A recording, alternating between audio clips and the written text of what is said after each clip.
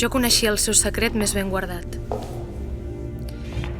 I haver-lo descobert em condemnava a mort.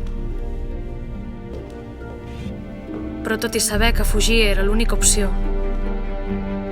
que al final d'aquelles escales m'hi esperava la meva pròpia fi, no podia deixar d'avançar cap al seu cau, amagat de totes les mirades. Per mi ja era massa tard. L'estimava. Darrere aquell pintor d'aparença normal, d'aquell jove únic i misteriós, s'hi ocultava un ésser letal, l'únic depredador pels humans.